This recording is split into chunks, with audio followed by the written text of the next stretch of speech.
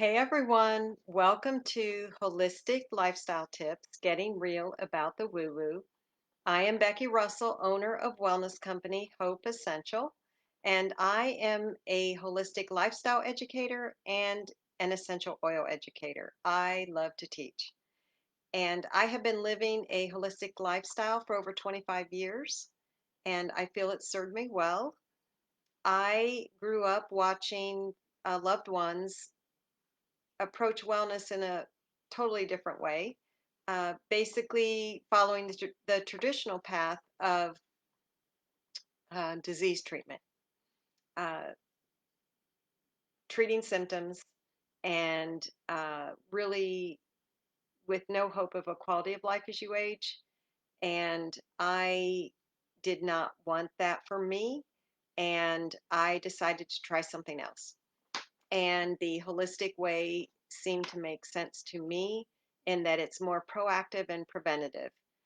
In other words, you're going to pay either when you're younger, midlife, whatever age you start, you're going to pay for your health now, or you're going to pay later when you are already uh, dealing with some sort of illness and then your disease treatment. And that just doesn't seem to lead to a quality of life. And I want more than that for me. I want more than that for you. And I'm going to sum up how I feel about the holistic lifestyle with this quote. Genes do not eliminate the need for hard work. In other words, if you say you have bad genes and so you're doomed, so why bother? This quote is speaking to you. Genes do not eliminate the need for hard work. They simply tell us what to work hard on. And that is from the author of Atomic Habits, James Clear.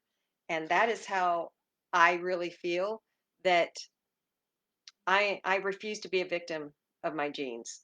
And it's not easy to be proactive. And yes, it does take time and energy and money to do that. But I feel that's worth it because I'm going to do everything I can to ensure that I have that quality of age as I age, quality of life as I age. And I want that for you. I want that for me. We all deserve that. And I came up with the idea of this series of Facebook Lives to share maybe some things that you don't realize are important or some choices that you didn't know were out there of how to approach your health. And holistic means treating the entire body, mind, body, and soul from the inside out, and not just treating symptoms, but getting to the root of what's going on. And I try to pick a topic that addresses either the physical wellness, spiritual wellness, or emotional wellness. Sometimes it involves all three, one or two. Tonight's going topic is going to involve two of those again, the emotional and spiritual wellness. And it's sort of a topic that you may think, well, this isn't that important. Why are we even wasting time on this? And that's the subject of hobbies.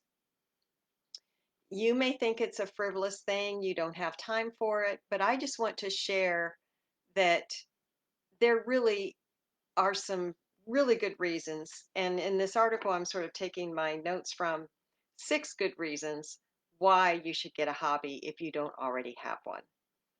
And one of the main things you hear is, I'm too busy for hobbies. We almost wear busyness like a badge of honor now.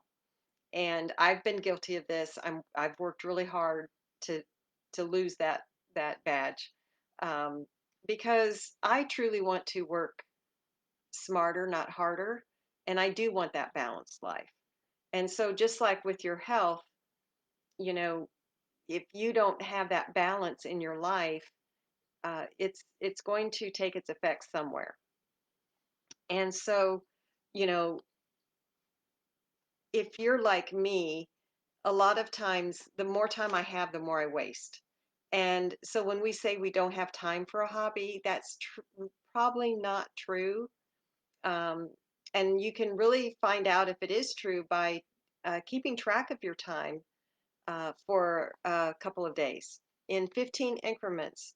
Keep track of what you're doing every 15 minutes. And I know I was shocked by how much time I waste. And if you think it's important, you will make time for it. And so you may not be able to do the exact hobby you want right now because it like say golf, that takes a long time. It takes a lot of money. But there are other hobbies you could take up if that's not practical right now. But on the other hand, if it's something you really want to do, you'll probably find a way. So, one reason why hobbies are important is they help you structure your time. Because if it's something you truly love to do, you will make that time. And if you're not making the time, then you got to figure out why. And I'm in that process right now. I've taken up writing again, but I am not getting it done as often as I say I want to. So I'm doing some work trying to figure out what's holding me back. And it's probably fear just because it's been so long since I've done that. So I'm going to work through that though, because I really do love it. But if you want that hobby in your life, you are going to get more efficient at what you do. I know, for just an example, I can spend an hour creating one post for social media. Truly, I could, fussing with the font and the colors, and no, I don't like that picture. And I can waste how much time on that. And so I've gotten into the habit of setting a timer and only allow myself 10 minutes, which is a long time, really. But for me, that's shortening it. Um, but I can get lost in those little details and obsess. So I know that's part of me. And if that's sort of your issue too, and you have a lot to get done, you learn to be more efficient. And so having a hobby that you really enjoy, that can help you get more efficient with your time. And I also know I'm very selfishly motivated. So there was probably a reason why this subject showed up on my agenda of what to talk about because I'm trying to figure it out. Okay, so the second thing they talk about is hobbies promote flow, and basically it's another way of saying it can put you in that zone. And a perfect example of that is for me is the writing. Um, I get so lost in creating that other world, being, with those characters that I think only 10 minutes has passed and a whole hour has. And that is a cool feeling when you're that lost in something. And the same can happen um, playing a sport or, whatever that hobby is that you're very engaged in that really frees your mind up and is the best feeling in the world. Your time just flies by so fast. Hobbies can foster new social connections. So again, I'm going to borrow from my life, the writing. Um, I was connected to a writers group, so I met a bunch of people every month, got to know them, became friends with a lot of them, and then broke off into critique groups, and so got to know even more people, and going to conventions and little mini conferences and all book signings, just meet so many people. And then when you're writing, you're interviewing people for research. That's another whole, you know, bundle of fun in itself. So it really widened my world and it was really fun. And um, hobbies can make you interesting. So basically, I know um, we can, if we only have our identity tied to one thing, say it's your job, and you have a very tough boss or you've just had a rough day, your self-esteem can take a battering. um, But if that's not all you are, if that's not your entire identity, then you can sort of, okay, well, yeah, I am an employee of this company, but I'm also an artist, or I'm also a writer, or I'm also a hockey player, whatever it is that is your thing and that you're good at or that you really enjoy. So it sort of helps soften that a little bit. Um, well, that applies to the next thing about stress, helps you cope with stress. So if you're not um, just thinking of yourself in one way, it just really helps you feel more well-rounded and confident. And when you are feeling that way, then it sort of spills into other aspects of your life.